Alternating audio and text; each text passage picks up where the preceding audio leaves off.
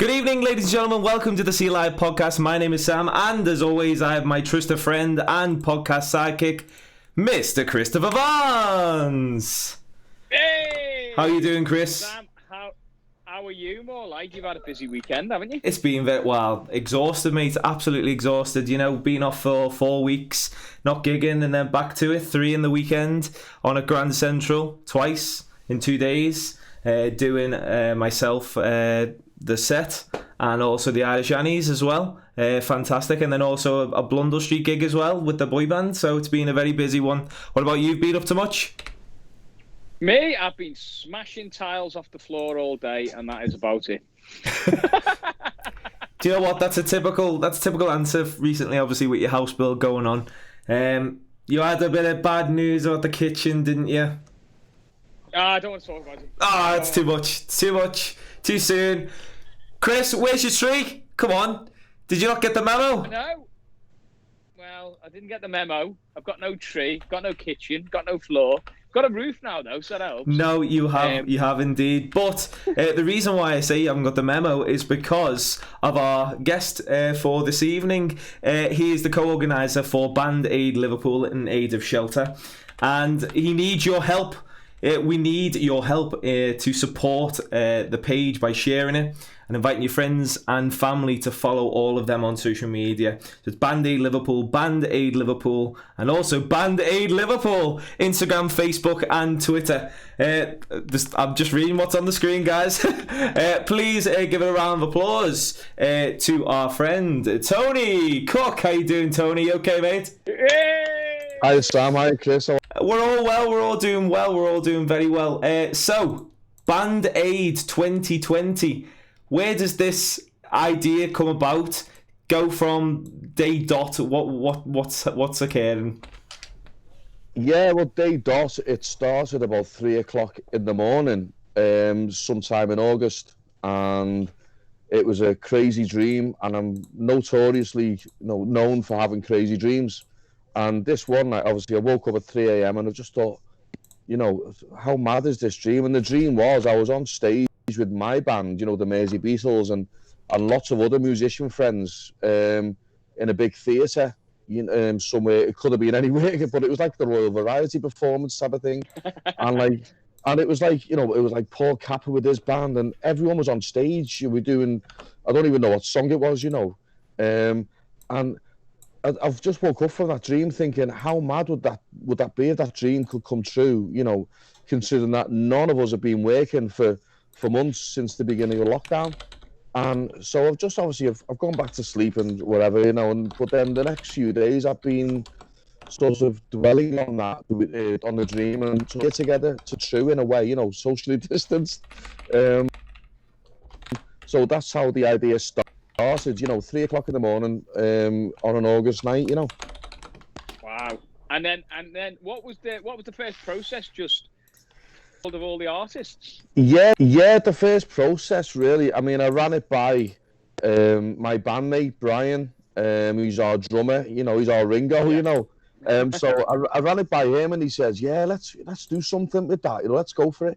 So the next sort of 2 weeks, it got into like the beginning of September, and as you know, when you get into September, you're talking, when you go into town in the city centre, you're getting Christmas like sort of shoved in your face in a way, Christmas cards here, and I thought, hold on, let's do a Christmas thing, and let's get all the artists to do a Christmas song. And that's when I thought, well, how am I going to get a load of artists to do a Christmas song, and what song do I choose? And that's so for the next few days, I started to think about, doing the Band Aid thing, and then, trying to think of a version to do it, because there's been numerous different versions of it. And, but yeah, so I decided on this particular version, which I thought would be suitable for all the musicians and the artists and the singers that I'd love to have on board. Yeah, and what was the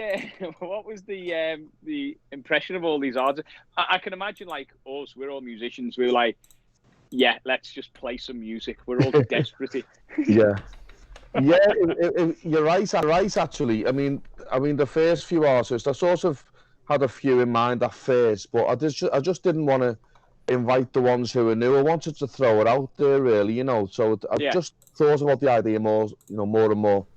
And I did ask a few of the artists, and they said, "Yeah, go with it. You know, see how far we get with it." You know, because the original idea was to just do a video, you know, put it on YouTube, put it on social media. You know, some Liverpool musicians, you know, and then I thought, well, let's do it for like a charity, you know, and then that's when that sort of came into me in my mind, you know, trying to choose a charity that it could, you know, which is going to be relevant to, you know, all the musicians not being able to work as well. It's mad, isn't it? We did a stream, Sam, the other week, didn't we? We did. And it's got it. That went massive. This is just going to go unbelievable. This. Yeah. So because it's the Liverpool scene, isn't it? And we're all desperate to get back on stage. Some of us have been on, haven't you, Sam? Look. I've been very lucky. I've been very, very lucky. Obviously the Grand Centre and Blundell Street. Blundell Street was booked in months in advance, and we didn't know lockdown was going to happen, and we didn't know if this gig was going to go ahead anyway. But we were very lucky to get in there. But it's been endorsed by the man himself, has it not? It has, yeah. Obviously, after we'd done all the recording and the video and everything, we decided to go official with it, really, rather than just do the original idea or put on social media and wherever. But we thought, let's go official with it. Let's see if we can get the Holy Grail in a way. So once the track was completed, that Brian, who's been amazing, you know, producing it all, we decided to approach Warner, who were the original publishers of it, and see how far we get. And then after a few weeks, you know, you bite me nails and pull my hair out, you know. And but it's honestly, it was like nail biting every day. With you know, sort of waiting for the reply, and then because I didn't want to really push for a reply, because you know they might have just said no, you know. But then I just got an email from them saying we've now submitted. They love the idea, and we've now submitted it to the writers, Bob and Midge, you know. And within 4 or 5 days, they got back to me. And honestly, I've never done a river dancing bed before, but I did. Honestly, it was like a crazy moment reading it, and it was like they wished us all the best. They loved the whole concept of it, the ethos behind the project, what it's for, and they just wished us all the best, wishes all the good luck, and you know, and that's when we said, let's go for it. Let's. No, you know, absolutely. Yeah. What was so? What was it? Just an email that popped through in? Yeah, it was an email. It was an email with attachments and stuff, and I sort of accidentally spilled some champagne on my cornflakes. You know, when I go, you know, accidentally, you know, not like I had a bottle of champagne ready to do that, you know. I normally put Baileys on my cornflakes, but I thought champagne would be better to spill, you know. But yeah, it was just surreal. And then I just messaged Brian, obviously me right hand man, my producer, and he's been amazing with it. And I just texted him and said, "Here we go. Let's let the roller coaster start," you know. But yeah, I informed all the artists, and then we done the big announcement on social media, which went crazy. About over 30,000 people or something viewed it in Liverpool, you know. Tomorrow is the unveiling, isn't it? It is, yeah. Yeah, around about, what time are we now? Let me look at me watch. Yeah, 8 o'clock. It's 8 o'clock, so in about 4 hours' time, when I'll be sipping my next little bit of a drink, I'll be just checking, you know, the download platforms, seeing, you know, how far they're going to be It's called walking in, and you know, they're hopefully going to be able to download after midnight tonight, you know. So so it's all, you know, it's all nail biting, tension, excitement. It's incredible, really, how far it's gone from that 3 o'clock in the morning dream, you know. Yeah, but you've got to have. We said, me and Sam, you've always got to have some kind of aim or goal or something. And this year's been so ruined for musicians. We've been ruined. We've just and we took the brunt of a lot of stuff. And it's easy for a lot of people to say, but unless you're a musician in this current time, it's hard to explain how let down we've been. Yeah. But also how much we miss being on stage and performing, and it's not just performing; it's playing music with your mates, and going around to places, going around gigs. And we've got a gig on the 19th, our band, which is the only gig we've had, obviously, since the first lockdown. But it was nice just to get in a room and play music. But this idea, though, it's going to hopefully bring a bit of a stir, and you know, get people talking again, get music back into people's lives. That's right. I mean, as I say, you know, with Band Aid Liverpool, I mean, I could have approached, say, for example, Paul McCartney, but I didn't want to have the likes of, you know, the bigger names involved. I wanted to involve all the artists that have been directly affected locally by what's happened in the last few months. You know, I know so many musicians, friends of mine, lots of singers, and they've all been just devastated by this. You know, that no one could foresee. No, 12 months ago, no one knew that, you know, what was to come. You know, so every artist I approached, and we put the invitation out there on social media and on radio to invite everyone to be involved. And I could have easily, and I'm no exaggeration here, as you know, we're blessed in this city to have hundreds, if not thousands, of musicians, entertainers, you know. And I was inundated with people who just wanted to be involved. And then after a couple of weeks, in fact, it was less than that, I had to put a lid on it, you know. I had to go, whoa, we can only have so many, you know, there's not in the song to incorporate 500 people, you know. So, but, you know, it was unfortunate for some, but every artist that is involved, we're doing it for everyone. We're doing it for you guys. We're doing it for everyone in Liverpool. And not just in Liverpool, for everyone who's unable to perform at the moment. You know, it's giving them a bit of a voice and a chance to do a line or two for something which is really good, you know. What's the significance behind the charity, Tony? I don't know if you can divulge if you've had any experience, or where's the shelter come into the story? Okay, shelter. The reason why I chose shelter, I'll go back to the early days of lockdown. I think it was in May, actually. And I ventured into the city centre, and it was a pure ghost town. I mean, I was shielding for 3 months, and I was sick and tired of just looking at me four walls, and I just wanted to go into the city centre to see how deserted it was. And I was shocked, you know, and it just sort of dawned on me, like, you know, that there was no homeless on the streets, and they were not getting their small change for the cups of tea and the, you know, and so that sort of stayed with me for a few months, really. And then when I was trying to decide which charity to go for, I mean, I had a few in mind, but this one it became more relevant because of the fact that our industry's been devastated so much, and there's so many people like losing their livelihoods. They couldn't afford the rent, they couldn't afford the mortgages, and they were losing their homes. And so I ran the idea. So that's why I chose shelter, really, because I looked up the charity and what their ethos was about as well. And it sort of, you know, it fitted the jigsaw that it is today, you know. So, and after speaking to shelter as well, they were telling me that they're inundated with so many people, you know. If it wasn't for the furlough scheme, they were telling me that there was, you know, they're being inundated, you know. And fortunately, some musicians were furloughed, but many were not. Many just did not have any support whatsoever from the powers that be. You know, it's just so unfortunate, you know, for them. It kind of brings it home, doesn't it, as well, when you're a musician, that I always found that every day is a kind of a blessing. You're entertaining, you're performing. It's part of life, and you kind of take for granted what you actually do. I know I said this to Sam a couple of weeks ago.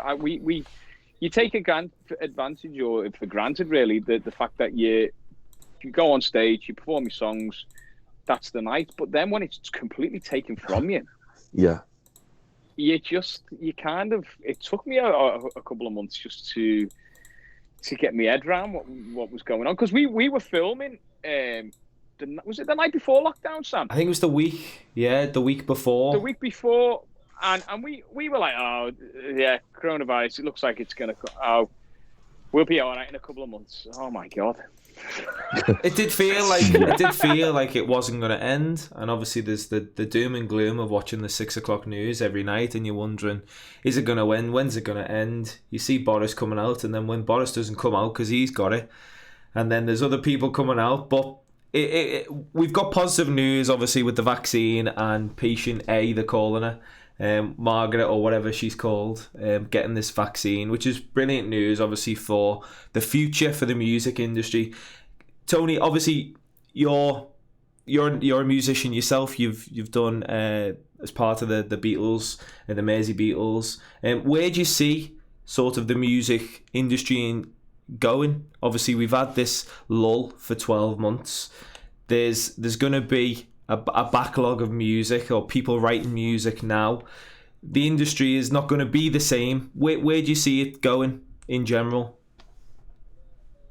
I think you've touched on a subject there, obviously regarding the vaccine and stuff, and that is, I'm not saying a holy grail as such, but I think for the future for the entertainment industry, when you look at what I think is going to be required, like sort of going down the line, I think the first half of 2021 will be tough, but I can see the spring shoots, after Easter for our industry, especially when you see the West End and what their theatres are doing, and they're starting to open up, and touch on the Grand Central, for example. That's one of the best venues it's like a jewel of Liverpool's crown, really. It's a great place, and they're sort of championed the whole idea, and they're doing everything right. And I think it needs the confidence. All the theatres need to have that confidence, and the people need to have the confidence as well to go out and actually buy the tickets for the shows that are being rescheduled for,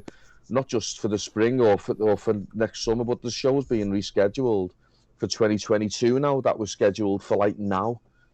So I can see from May Easter onwards, if things are going to get better especially for the theatre stuff that we do, and for the local pubs and bars and all the singers involved in that.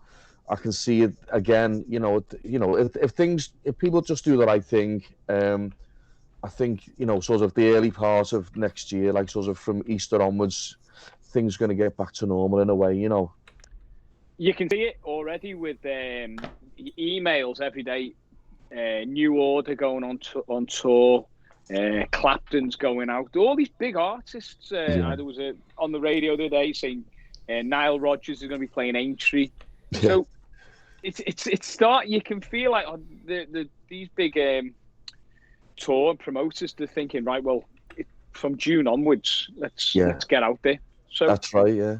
You can see it bubbling already. Yeah. It just needs us to get out there and you to get out there. So let's take it all back. Keys, you're the keyboard player. Yeah. How did it start? How did you get into the keys? Wow. Okay. When I was a young boy, in the primary school in the Dingle, St Malachy's, I've got to put that name in. I was in St Malachy's, and I used to play the keyboard. Like, my dad was a musician, my mum was a musician, she was a singer, and to be honest, it runs through the whole family. On my mum and my dad's side. Whenever we used to have a family party, the instruments would come out, the guitars, the accordions, the ukuleles, everything would come out to have a family party. And then I was given Father Christmas gave me an organ when I was a kid, and I started playing on that, really. And I was playing hymns. I was playing sort of religious hymns, and so in school, my teacher sort of he encouraged me to play the organ for class masses, for the classes, and then the local priest asked me to play in the church, and I was like, so that's how it started. And then obviously when you get into senior school, it's got to be cool to like certain bands and stuff. And then I started to like rock music, and I was starting to play keyboard more and more. And I actually heard, unfortunately, I was in hospital at the time when I was 15, and I watched the video of the Final Countdown by Europe, and it absolutely blew me away. It really did. I mean, it was the long hair, I know I haven't got that now, but it was the long hair, it was the big stage, the big production. I was like, wow, that's amazing. So I've gone home and sort of I've researched. I've asked a few friends, and they said, why don't you try the Crawford Arts Centre up in Old Swan, up in Mill Lane? There, he said that does all kinds of stuff to encourage young the youth and like drama, all that. So I went. They had a music workshop there. That had I think Paul Taft was I think he's involved with the Philharmonic now or something, and he was one of the music tutors there with Dave Dover, the legend, the bass player, and there was Phil Chittick on drums. He was the drum tutor. It was just an amazing environment to be in. They sort of taught you how to like to be on stage and construction songs, how to learn songs properly, and then you join like mini bands, to have like a showcase night every 6 weeks, and so that was the start of it, where you're sort of meeting some really good musicians, young and that, and then sort of that's how the first band that I joined, they sort of, that's how I got in that band, because of the fact that I was there and I met these guys, young guys who wanted a keyboard player for a rock band, classic rock band. So, and I started to grow my hair as well. So that's it, yeah. So I could fit in. So that's how it started, really, I remember one of the first tracks when I was obviously learning guitar and stuff, and you'd hear the keys and you think, was Deep Purple. Highway Star was the first track when I really noticed the organ in the song. Yeah. But when last time I seen Clapton years ago, the keyboard player was playing all the solos. Clapton was just strumming away, and the organ player was playing all the solos. It's just a great instrument. We in the band we are in Up All Night, we've got Jess who plays the keys for us, and she wasn't there last night at rehearsal, and you don't half see the difference. I said to Jack when we left, I said, God, you don't know the difference when there's no keys in a song to when it is. I think piano players, keyboard players, they're very underrated in bands, and they're so important. And so did you take it from there then? That was it? You're in your bands and... Yeah, I mean, it was a classic rock band called Johnville Road, and it featured a guy called Paul Davis on vocals. He ended up being on Stars in Their Eyes, and the guitarist Paul Jones, who's actually in the Band Aid Liverpool song, Oh, right. Yeah, so we've remained, sort of really good mates for all those years, and the drummer was, we've all remained close except for the bass player, who actually, when you talk about Deep Purple, he actually thought that Smoke on the Water was called Smoke Underwater. Oh, so yeah, it was mad. We used to write the set list down. It was like, what's this Smoke Underwater for? What's this? But so but yeah, so that was the first band, and then another rock band sort of called Shinobi. We formed with another guy who's in the video, Billy Murray. He's now in America. Sort of he moved to America a few years ago, and myself and him, and then it took a bit of a break and becoming like a live entertainment compare, really. Oh wow! And I don't know if you remember, it was like Cooper's Emporium on the Dock Road. And it was like, you used to have like Cy Tucker every Sunday, and Earl Preston, and some just great bands, great artists, and you just meet so many people down there, so many great entertainers, and that's how I sort of made a lot of friends in the like local music industry, because I was a live entertainment compare, really. So that was a few years down the line. I sort of put my keyboard away for a few years, and then just one day, another eureka moment, really. I just thought, I'd love to play again, and then that's when the Mersey Beatles, who were a resident band at Cooper's Emporium, so I become friends with them. And then one day they said, we're after a keyboard player to do a theatre tour.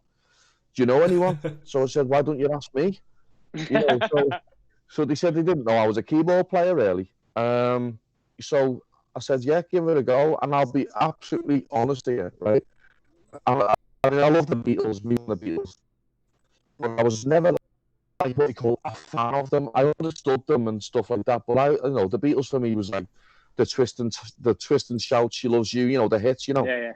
But so when the Mersey Beatles asked me to be the keyboard player, I thought, yeah, that'll be easy. That not much keyboards in Beatles stuff, And then my first task was listening to the Sgt. Pepper album, Oh, God.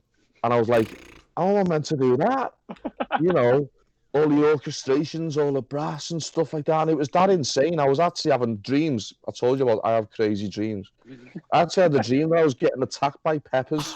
You know what I mean? So I was like, it was honestly, it was crazy. But yeah, so that's when I really realised how amazing that the Beatles were. To be honest with you, how clever it was and how far advanced they were for the time. And it really sort of really opened my eyes about how great the Beatles were, and then learning the Sgt. Pepper album and all the hits. And so yeah, that's how it started, you know, sort of with the Mersey Beatles as well, you know. Is there any track, because I have tracks that my head falls on. Is there any track when you, Sam and Money, I got it right last night though, Sam? No, the reason why I'm shaking my head is because we we have a song, well, it's about 5 songs. It's a Beatles medley, but it goes on for like 12 minutes, and it's just start and finish at 12. Yeah, it's crazy. But we've cut it down and we've got it to about 7 minutes. But we're only doing Twist and Shout in our next gig. But continue, mate. Go on, Chris. No, is there any track then you play and you think, oh my God, this is just insane? You probably know them all inside out now, but is there a track that you feared when you first were doing it? One of them in particular, at first, I was like, I Am the Walrus, because there's so much going on in that song, you know, it's just crazy, you know, with the strings and with the brass, and it's just it's psychedelic. And then all of the stuff around that era, really, like the Strawberry Fields with the Mellotron, and, you know, sort of just putting all that music together. I'm like a one-man band, really, with it all. And so, you know, I never have a drink before a show either, you know, because otherwise just, I've got to be totally focused. Yeah, the Beta Walrus. But yeah, you know, I'm the Eggman with this order anyway. Yeah. But yeah, that's one of the tracks that I really. I'm not saying, I wouldn't say feared. I'd say it was a challenge. You know, right. It was a good challenge to do, and I thought, yeah, I can't wait to do that song. And then when we were doing like the 50 years of like 67, and then we were doing I Am the Walrus, I was going, oh yeah, this is what I wanted. You know, this is what it's a great challenge for any keyboard player. You can ask. There's a few keyboard players in Beatles bands, and they love doing that stuff. You know, rather than just doing the early Beatles stuff. With, you know, no disrespect, but it's a lot of it's rock and roll. You know, just this and that. But everything that after 66 that they done is so clever, so amazing. You know, it's genius work, really. And to be able to do that, I don't want to sound big-headed, but I think it really has enhanced me as a player. To doing the Beatles stuff rather than the original classic rock from years ago, you know. But yeah, I mean, I love playing it. And last year we were fortunate enough to do the Abbey Road album in its entirety, and that was another one. That was something that a few years ago I was thinking, I can't wait to do the 50 years anniversary of Abbey Road, and to do that and we done it on a world tour last year, and it was the climax in Liverpool at the Echo Arena, and it was just one of the most extraordinary feelings that I've ever had. You know, it was just incredible.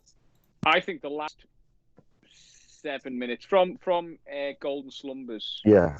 I think that's the greatest piece of music ever recorded. I wouldn't argue with that at all. I think it's the most unbelievable piece of music. I was teaching it to a lad over the lockdown. The end, and they've each got a little guitar, so Macca jumps on with a guitar, and then the Lennon solo is hilarious. he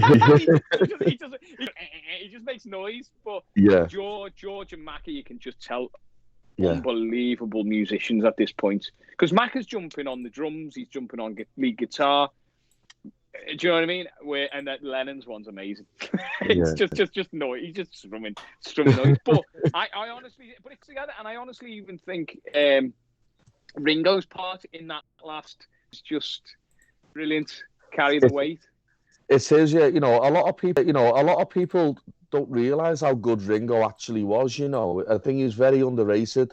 But if you talk to any drummers out there, they will say how amazing Ringo was, you know. Even though Paul done a lot of tracks and stuff like that, but in the studio. But Ringo was actually technically wise, he was an amazing drummer. You know, a lot of people don't realise how good he was. But yeah, doing the Abbey Road thing was insane, and just halfway through it, and I'm doing that song Because, you know, and it's like, it's just so haunting. And as I'm playing it, I'm thinking, I would just love to be in the audience right now, watching us doing what we were doing.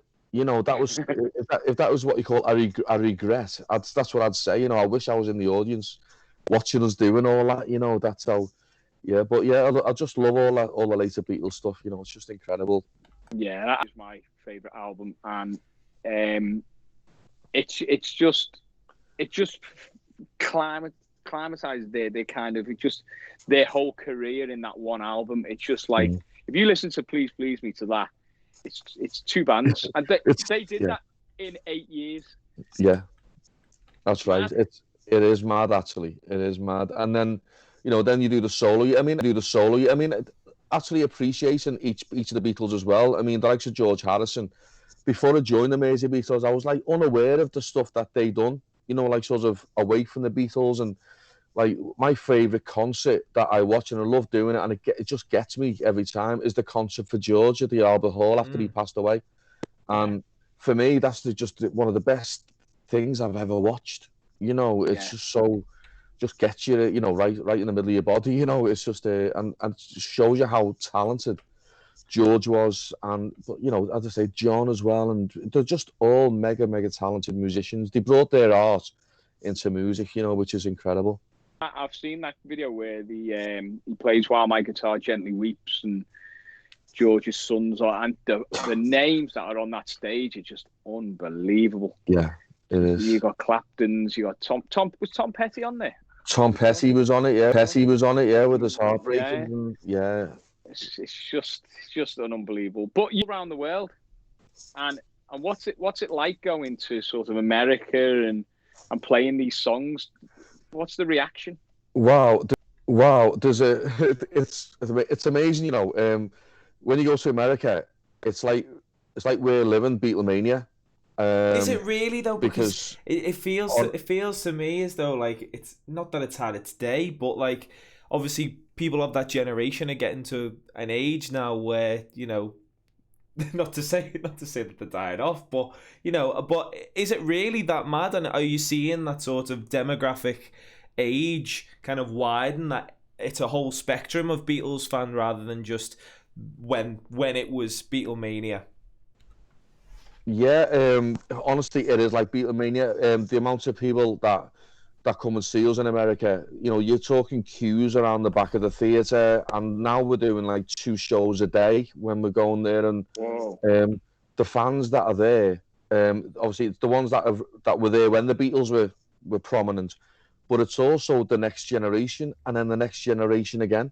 And crazy. The amount of young people that, honestly, it's actually growing.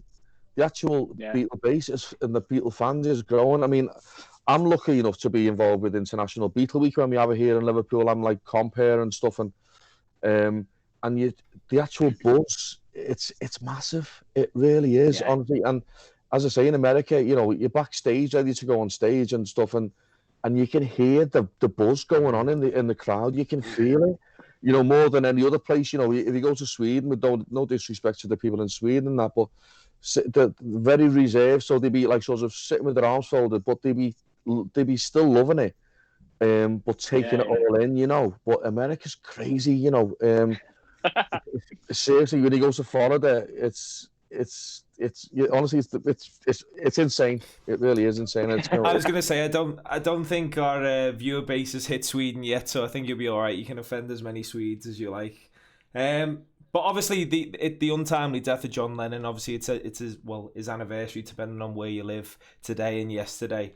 Obviously, the music has shaped your career as well. Doing the tribute, obviously, to the Mersey Beatles as well. On a personal note for you, Tony, what does John Lennon mean to you? I'll go to that point because like today is like the anniversary of my mum's birthday, so she was actually sort of born on the day like John Lennon passed away, you know. And I remember going back to when I was a kid, and I remember waking up on the morning with, going down with my mum's birthday card, for example, and she was in tears, and I was like, Mum, what are you crying for? It's your birthday. And she said, John Lennon's he passed away, he's been killed. I was like, and to be honest, I was like, who's John Lennon? I said, I didn't know, I didn't know. So but that sort of stayed with me, like, sort of for the rest of my life. But John Lennon, I mean, I'm a very, very good friend, as is the band, or with his sister Julia. Julia comes to America with us on tour. So I'm very close friends with Julia, and we know more about John than a lot of people do. She tells us that many stories about him. So my respect for John is massive. He was just incredible. What he done for the world with his music. Yeah, and I think he was just getting to that stage where he refound himself musically, and he was just releasing the new album, and then obviously it never happened. But I've read stories and stuff where he felt, although he left England, he went to America, he said he felt homely there because he could walk around. Yeah. The Beatles thing had finished. He felt like he could just wander the streets, and he did, didn't he? There's videos of him just being relaxed, and it's, I don't know, he was taken far too early. There was things that could have happened. Whether the Beatles would have done another show together, who knows? Yeah. There's always that story. There's always that story. They were coming back for one, but some things are best left, I think. Yeah, I think they would have done maybe for a one show or something like that. Yeah. For a live show, but I don't think they would have done another studio album. I think when you see the Let It Be video as well, and it was time, Yeah. But I think they would have done. He just sometimes there's one song in particular that they done. It was John Lennon one. It was Hey Bulldog. Now Hey Bulldog is like one of my favorite songs that I ever play with the band. When we start playing that, I light up. I just love that song. It just got it, and I just think that song would be relevant nowadays. If that was released by another band out there and that was put into the charts now, it would be massive. That's how far advanced they were in their writing back then, and especially John as well. When you look at John's solo stuff in the 70s, it's just amazing, and their music, their songwriting is surely missed, and especially this day and age. Yeah, Hey Bulldog, that instant riff, down, down, down, down, down, down. Any band who wrote a riff like that now would be made up with. You know what I mean? Yeah. And they were doing stuff like, was it the first track with feedback on in I Feel Fine? So they were rewriting the history, weren't they?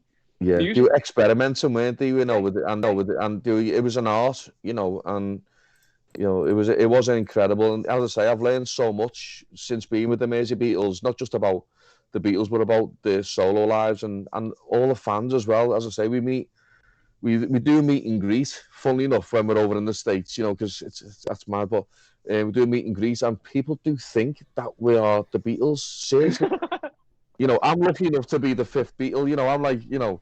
I'm like the Billy Preston of the band in a way. I was gonna say. Yeah. But I'm more like Billy from Preston rather than Billy Preston. But have you been over to Japan? We've never done Japan, but we've been to the Far East. We've done Malaysia, and we've done Jakarta. We spent Christmas and New Year in the Far East. I think it was in 2011, which was just incredible. We're playing in front of like 5,000 people a night on Christmas Day, Boxing Day, and then it was. And then so that was then in the Far East. Yeah, we've done Australia and places like that. Yeah, it was but it's, as I say, different countries have different ways of. That's what makes being in this business really sort of a pleasure. You see, there's different audiences, and even when we were resident in the Cavern, because we were resident there for like over a decade, and every audience was different. Yeah. So every show is different, and you get, as when you're on stage, you need that feedback from the audience, and then you give it back, and it's like a three or four way, sort of, enjoyment for the fans and for yourself on stage, and all different parts of the world have got different ways of enjoying it. Say, because you go into a venue, and the first thing we do is just suss it out, and then we might change the set list as we walk into the venue, just to see the audience, the crowd, and that's the things that we miss. Hopefully, few months. Yeah. I've got to ask you this question. Though. Go on. About snooker. Yeah. Go on. Fire away. What's this about? You're the chairman of the English County Snooker Association. Yeah. I am. I am. Basically, I'll try and cut a long story short. But basically, I've been like the head of like Merseyside snooker for quite a few years now. It needed a regeneration, and I was like sort of the spokesperson in the Liverpool Echo for local snooker, and it needed a bit of a galvanising. And I've got a good team of people behind me. I'll mention his name, Lee Evans, not the comedian Lee Evans, but yeah, he's a really good mate of mine, you know, and we've sort of galvanised Merseyside, and we've become like Merseyside have been like the best amateur team in England for the last few years, and then the other like a county championship, and because of the fact that I've galvanised Merseyside, I sort of wanted to galvanise the national county setup as well at grassroots level, so at amateur level. And so I basically got the whole thing together, and we're now working with World Snooker in a way, and with Jason Ferguson regarding like building up the grassroots, because they're trying to get Olympics snooker into the Olympics in a few years' time, and it's all about a pathway, but they need myself like sort of galvanising the amateur scene. So that's what I'm doing. I used to play a lot, used to win competitions and stuff, but I sort of gave up playing sort of competitively really back in 2012, I think, and that's when I wanted to do like put back into the game what that gave me really. What's the criteria to get it onto the Olympics? Like there must be a like I don't know 14, 15 point book or whatever.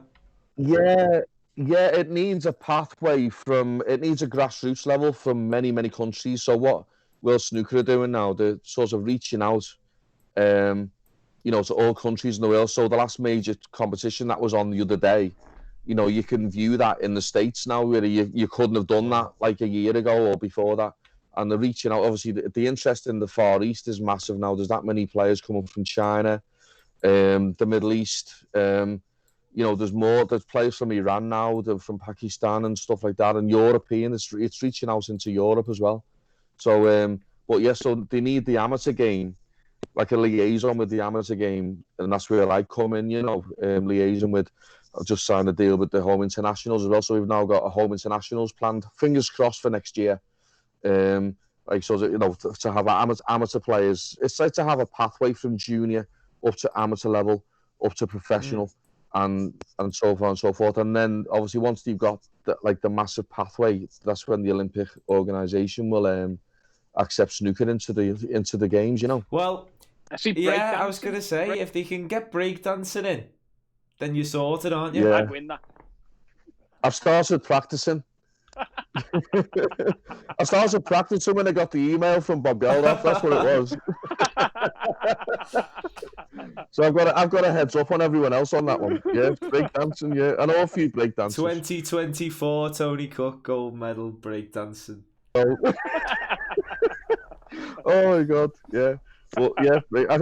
I'll be honest with you. I mean, I can't believe it's being involved, but it is what it is. So. Yeah. So that's what it is. There'll be Strictly Boring will be next.